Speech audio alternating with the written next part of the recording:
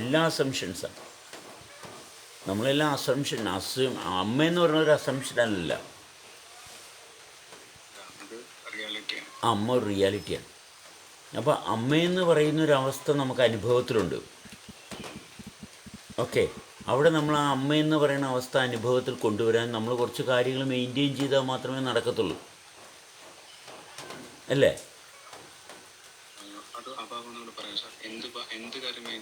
അല്ല, അമ്മയായിട്ടുള്ള ബന്ധം, അമ്മ എന്ന് പറയുന്ന അമ്മയിൽ നിന്ന് അകലുമ്പോൾ ശരീരത്തിലുണ്ടാകുന്ന അനുഭവത്തിൽ മാറ്റമില്ല.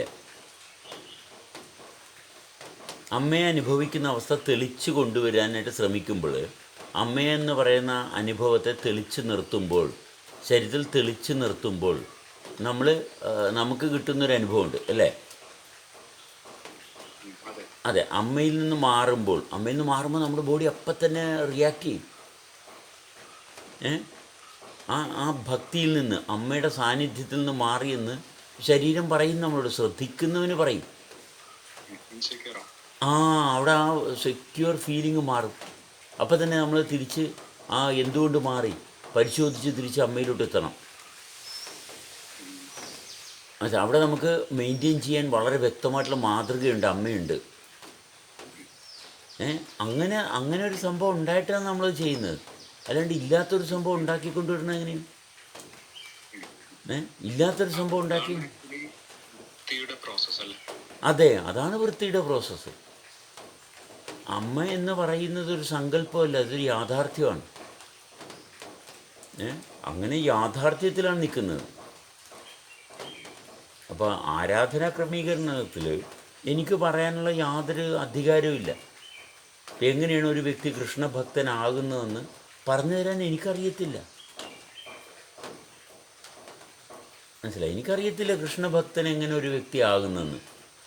പക്ഷെ അമ്മ എന്ന് പറയുന്ന ഭാഗം പറഞ്ഞു തരാൻ അറിയാം, എനിക്കറിയാം. എൻ്റെ അനുഭവത്തിൽ അമ്മയുണ്ട്. ആ അനുഭവത്തെ കൃത്യമായിട്ട് അനുഭവിച്ച് മെയിൻറ്റെയിൻ ചെയ്ത് കൊണ്ടുപോകുന്നിടത്താണ് അമ്മയുമായിട്ടുള്ള ബന്ധം എന്ന് കൃത്യമായിട്ട് പറഞ്ഞു തരാൻ എനിക്ക് സാധിക്കും. മറ്റേത് ഞാനെങ്ങനെയാണ് പറഞ്ഞത്? അത് പറഞ്ഞു തരുന്ന ആൾക്കാർക്കല്ലേ അതിനുള്ള കഴിവുള്ളത്. കൃഷ്ണനെ പരിചയപ്പെടുത്തുന്ന ആൾക്കാർക്കേ അതിനുള്ള കഴിവുള്ളൂ, എനിക്കതിനുള്ള കഴിവില്ല. കൃഷ്ണനെ പരിചയപ്പെടുത്തുന്നവര് ഗീത പറഞ്ഞിട്ടാണ് പരിചയപ്പെടുത്തുന്നത്. പക്ഷെ അത് അനുഭവമല്ല, അതൊരു സങ്കല്പമായിട്ടാണ് നിൽക്കുക. അത് പറയാൻ ഞാൻ ആളല്ല, കാരണം ഞാൻ ഗീത വായിച്ചിട്ടില്ല. മനസ്സിലായി? ഞാൻ ഭഗവത്ഗീത കൈകൊണ്ട് തൊട്ടിട്ടില്ല. അപ്പോൾ ഭഗവത്ഗീതയിലെ കൃഷ്ണനെ പറ്റി പറയാൻ എനിക്ക് അർഹതയില്ല, അല്ലേ? ഇനി അഥവാ ബൈബിള് വായിച്ചിട്ടുണ്ടോ എന്ന് വെച്ചാൽ ബൈബിൾ അവിടെ നിന്ന് ഇവിടുന്നൊക്കെ കുറച്ച് വായിച്ചിട്ടുണ്ട്. പക്ഷേ അത് വായിച്ചതുകൊണ്ട് യാതൊരു പ്രയോജനം എനിക്ക് ഉണ്ടായിട്ടുമില്ല. മനസ്സിലായ? വായിച്ചതുകൊണ്ട് അമ്മയെന്ന് പറയുന്ന അവസ്ഥയെ ഒഴിവാക്കാനോ അമ്മയെ മാറ്റി വെച്ചിട്ട് വേറൊരു കാര്യത്തിലോട്ട് പോകാനുള്ളൊരു അവസരം അവിടെ വരികയും ചെയ്തില്ല. അമ്മ തന്നെയാണ് ജീവിതത്തിൻ്റെ അടിസ്ഥാന ഭാഗത്ത് നിലനിൽക്കുന്നത്.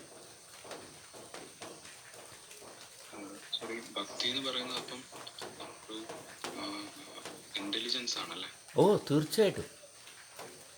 ഭക്തന് മാത്രമേ ജീവിതം സാധ്യമാകത്തുള്ളൂ. ഭക്തിയില്ലാത്തവൻ എന്തിലും ഭക്തി, ആ ഒരു അനുഭവത്തിൽ ഭക്തി, ആ അനുഭവത്തിൽ ഭക്തി വേണം.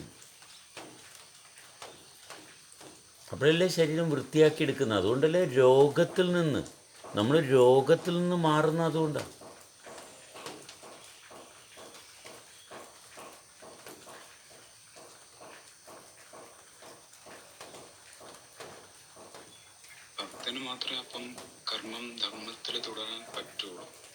തീർച്ചയായിട്ടും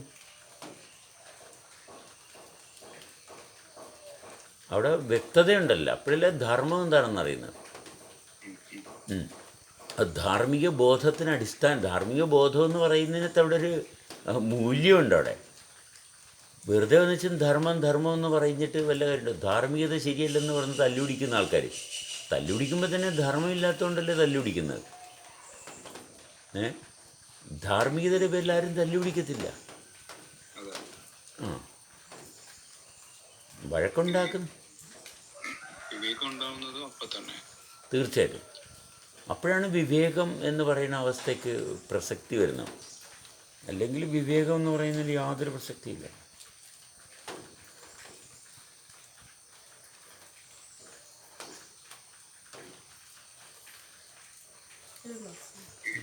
ഈ അമ്മ എന്ന് പറയുന്ന അനുഭവം തെളിഞ്ഞിട്ടില്ല എന്നുണ്ടെങ്കിൽ നമ്മൾ